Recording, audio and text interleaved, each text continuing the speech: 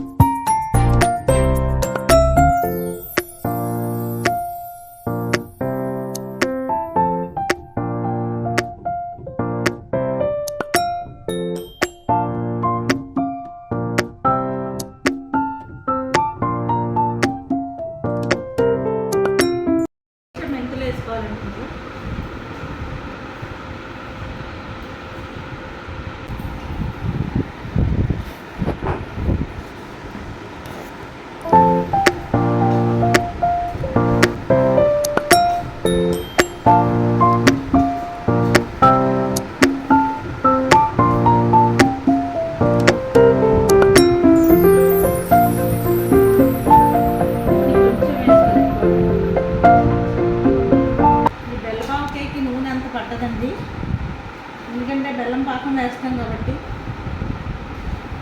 ఇంకో విషయం చెప్తున్నాను, నేను బెల్లపావకాయ 2 రకాలుగా పెట్టుకుంటారండి. బెల్లపు పొడి ఇందులో 1కి 2 ఎక్కువ వేసి, మనం 1 కారం 1 ఆవకుండా ఇలా వేసాం కదా, అలా అది 2 బెల్లం వేసి కలుపుకొని 3 రోజులు అయిపోయాక అది బాగా వాటర్ కింద వచ్చేస్తుంది, జ్యూస్ కింద వచ్చేస్తే 2 పిండేసి ముక్కలు వేరుగా, జ్యూస్ వేరుగా 3 రోజులు ఎండబెడతారండి. ఆ జ్యూస్ బాగా కొంచెం థిక్గా జెల్లీగా అయ్యేంతవరకు ఎండబెట్టి 2 కలిపేసి అది బెల్లపావకాయ కింద వాడుకుంటారు. అదొక రకం, అది పూర్వకాలం రకం. ఇప్పుడు ఏంటంటే కొత్తగా నేను ఇలాగా బాగుంటుందని పాకం పెట్టి బెల్లం పాకం పెడుతున్నానండి. ఇప్పుడు 1కి 2 అంతలు తీసుకున్నాను. ఇప్పుడు 1 ఆవుగంట తీసుకున్నాను కదండి, 1 కప్పులో సగం ఆవుగంట తీసుకున్నాను కదా, కప్పుడు బెల్లం తీసుకున్నాను అనమాట. ఈ బెల్లాన్ని శుభ్రంగా చితకొట్టేసి కొంచెం నీళ్లు వేసి, ఎలాగంటే మన అరిసెలు పాకం పెట్టుకుంటాం చూసారండి, ఆ విధంగా పాకం రావాలి. ఆ విధమైన పాకం వచ్చిన పాకాన్ని ఇందులో కలపాలండి. కలుపుని ఉంటే మనకి ఎన్నాళ్ళైనా ఉంటుందండి, సంవత్సరం పాటు ఇలా ఉంటుంది. ఈ పాకే చాలా బాగుంటుందండి. ఇంకా పాకం పట్టానండి ఇది బెల్లం.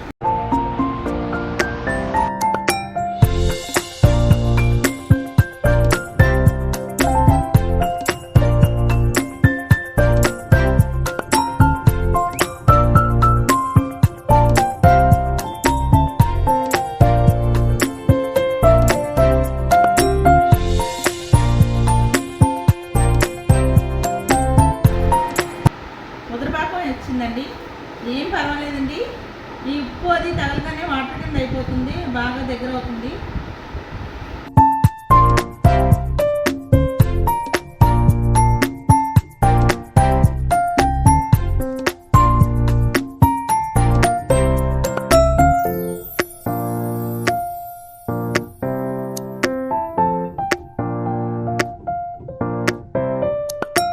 ఊరేకి వదిలిపెట్టండి. ఇది పెరుగన్నంలోకి చాలా బాగుంటుంది.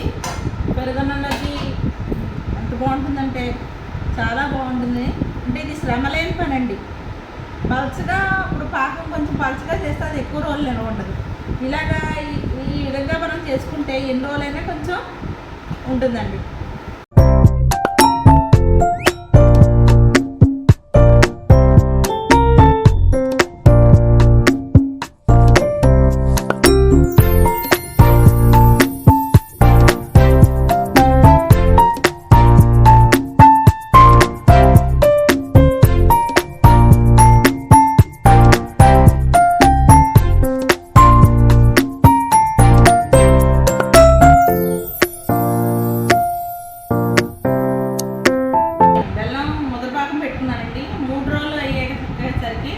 బాగా ఊరి కరెక్ట్గా సరిపోతుందండి.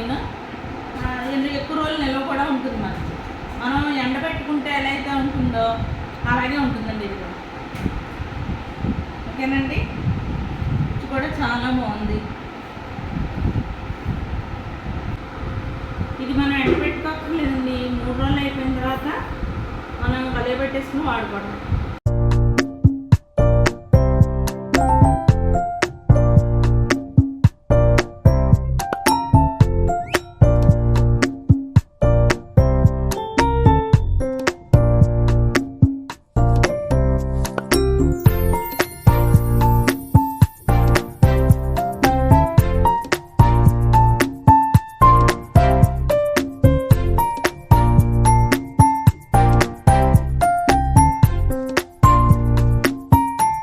దీపావళి అంటే పర్ఫెక్ట్గా ఇలా రావాలండి, జెల్లీ కింద ఉండాలి, అప్పుడు మనకి పర్ఫెక్ట్గా వచ్చింది.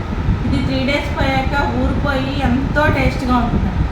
పిల్లలు పెరుగన్నంలోకి కానీ విడిగా ఏ దోశల్లోకి కానీ వాళ్ళు అంత ఇష్టంగా తింటారంటే ఆడుతూ పాడుతూ పెచ్చులుట్టునే తినేస్తారండి. అంత బాగుంటుంది ఇది దీపావళి. మీరు కూడా ట్రై చేయండి.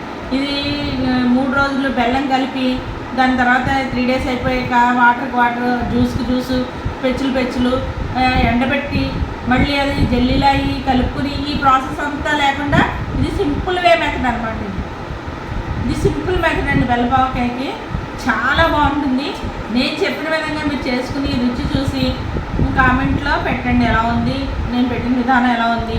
మీరు చూడటానికి కూడా చూడండి ఎంత పర్ఫెక్ట్గా వచ్చిందో, జల్లీలా వచ్చింది. చాలా బాగుంటుందండి. ఇది ఇప్పుడే చాలా టేస్ట్గా ఉంది. మా పిల్లలకి చూసారు టేస్ట్ బాగుందంటున్నారు. అలాగా 3 days పోయాకైతే ఇంకా బాగుంటుందండి. ఓకేనా?